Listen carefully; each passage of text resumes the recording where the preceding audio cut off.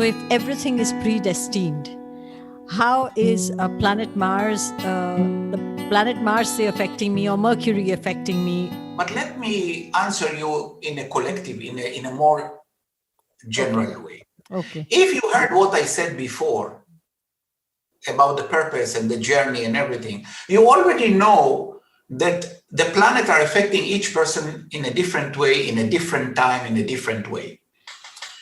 But you are asking me something more deep. You're asking me about the destiny of a person. So I already spoke with you about a destiny of a baby that was born.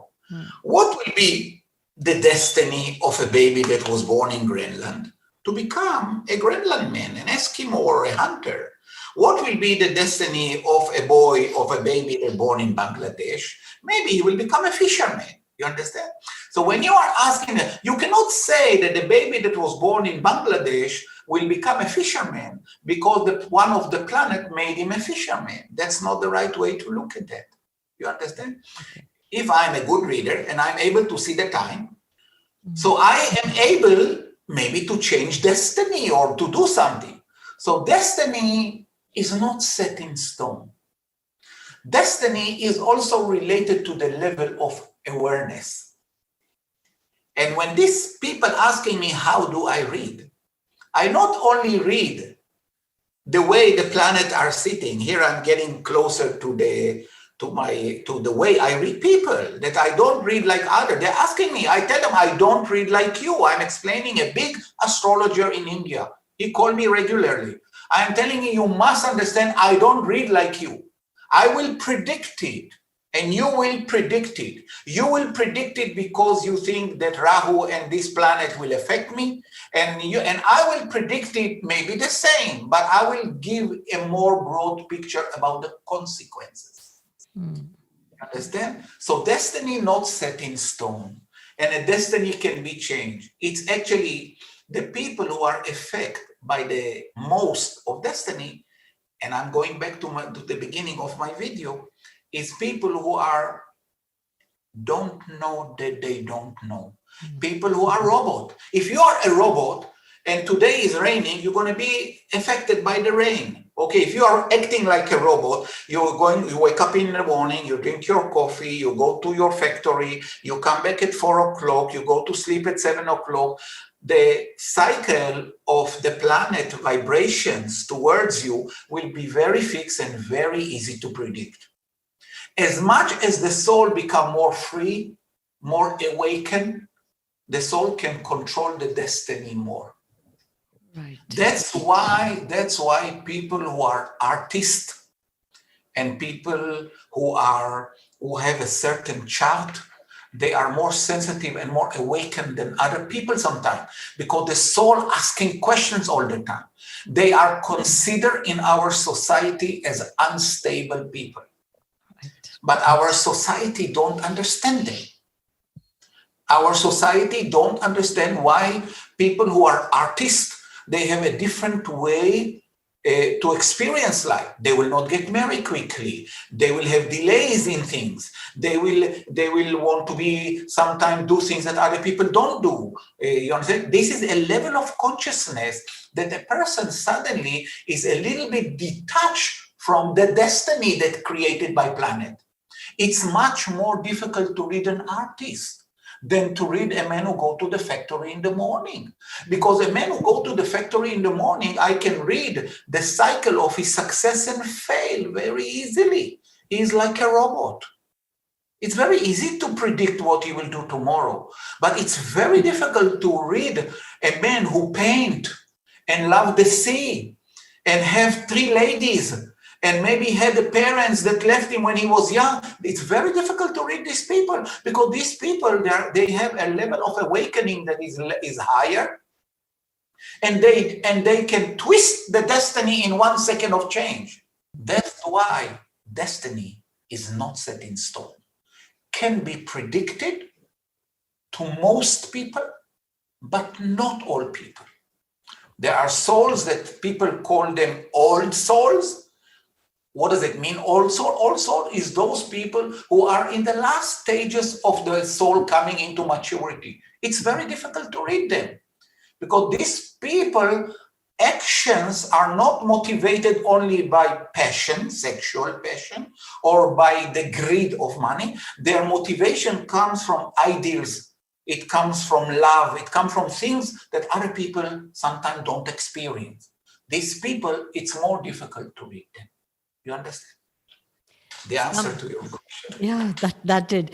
It comes from people who are old souls, be those people who have lived many lives, maybe, But sometimes have to be very careful when we putting frame around people. He is an old soul. He is a young soul. He is a bad person. He is a good person. All this is impressions that you got by your senses, and you are actually lying to yourself, because if we all came from the same source, like I say, and only the soul in this incarnation have a level of attachment to the senses, then the experience that this soul going through is something that you need to be aware of.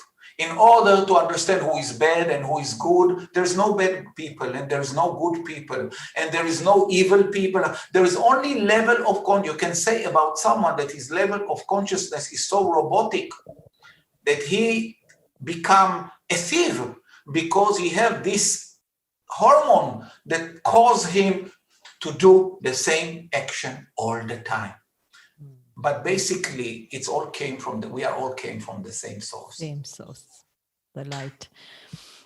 Okay, you said, I know I've taken a lot of your time, but there's this one question which is from the same thing.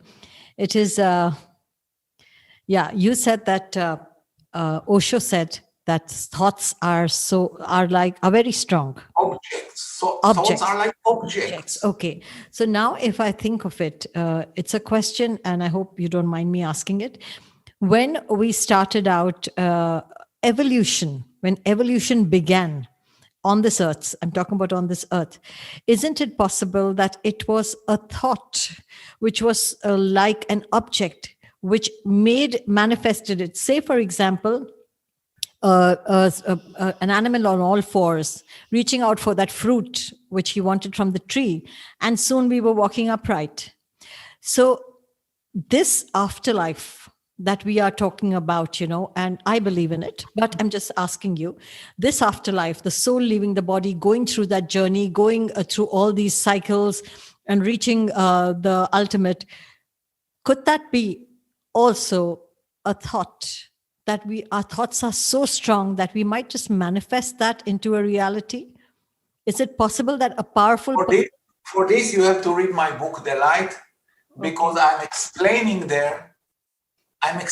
there all this evolutionary... I will have to go back to explain you the micro and the macro. You understand? That the light manifests itself, the light manifests itself in certain levels and dimensions. And when the light creates a dimension, there can be another dimension that is exactly like us. It doesn't mean that there is one dimension. That this dimension, the soul needs a body. So when you are starting to investigate how the matter came, the planet, what was the first thing? Yes. Everything starts with a thought. It's like asking who was first, the egg or the chicken. You understand? Who was first? Everything is light manifestations. So does that mean if you sit there and I sit here and we go into a complete silence and we empty ourselves completely of all what we've been taught, of all what you spoke, what I spoke, what all our ancient texts, our learnings, all simulations, if we empty ourselves completely of all of that, what would be the explanation of life after death or before life? You see, you can choose when you are born, or sometimes you cannot choose the journey that you are going through. You can choose an easy journey, or you can choose a difficult journey, or you may be forced to have a lot of suffering and a difficult journey, or a much more easy journey. You understand? So it's a very tricky question to ask it, because what you're asking me is, if I will go tomorrow to the cave and I will empty myself from any need, and I will close my eye, will it affect anything of my next life? No, it will not affect. It will not affect because we came from the same source and we are going back to the same source. Only your eyes make you think that the priest in the church or the monk in the temple are different people than you. You don't understand that enlightenment and people who are developing a great level of awakening can be anyone. It can be a housewife washing the dishes every moment. It can be a gardener that just loves to cut the grass every day. And it can be a child sitting in the class watching his teacher and suddenly feeling that there is something beyond that. Whatever you see in people, it's only an illusion, Sima. Because human beings have the first instinct, and you are coming from a society like that. The Indian society put everything into frame. And that is the problem. If you want to enrich your awakening, to enrich your soul, you don't have to go to the cave. You don't have to stop eating chocolate. You don't have to stop making love to your wife. You don't have to eliminate something. You just need to have the level of awareness to know that you know, to know that what you are doing is temporarily, that the result of your actions will be temporarily, and whatever you are doing is just something called the journey. The purpose of your being here. There is nothing like that. There's nothing like that, holy people. There's nothing like that. There is no holy people, Sima. How can a person be more holy than me or you if we came from the same source? We came from the light and we come here to experience something. Everything, Friedrich Nietzsche said, there are no facts. There are only interpretations. You have to remember that what you are going through, your questions now was a question about interpretations. But there are no facts. There's nothing ultimate because everything is vibrating. It's like the light. You see the light from my lamp here? Yeah. It's vibrating. So one moment the light will be strong and another moment the light, but it will never stop. The light is off. What does it mean, darkness? Darkness is the absence of light. So your question was answered in a very simple way. Don't put anything in frame. You can see your friend that she's fighting with her husband all day, but you don't know that her level of awakening is very high now. And there are some people that choose to go to live in the temple and they are enlightened also. But don't you think that they are more enlightened than a boy 16 years old, like me, for example, that I was sitting in the class and I used to go out of my body and I used to watch my teacher. And she told me, Ofer, can you wake up, please? Does this make me more awakened or less awakened than someone else? We all came from the same source. Do not seek for holy people. That is the reason that I'm telling a lot of Indians that when you look at a guru and you are putting a perception, an interpretation that this person is more higher level than you or he's holy, it's not true. He might be more awakened, yes. And there might be in that particular moment a housewife who is loving her children so much that she is more awakened than your guru. Right. Because it's all about love. It's all about compassion and love. Right. And this is the level of awakening. Right. So never put people in frames, because this is only your senses which are doing the interpretations. Like Nietzsche said, there are no facts. No facts, only interpretations. Yeah. Only interpretations. How beautiful is that?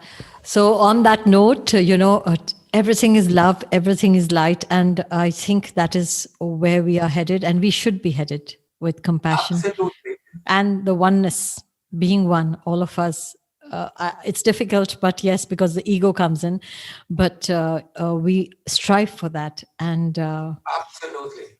thank you so much. And I'm so happy that you spoke to me. And hopefully, next time we can talk again.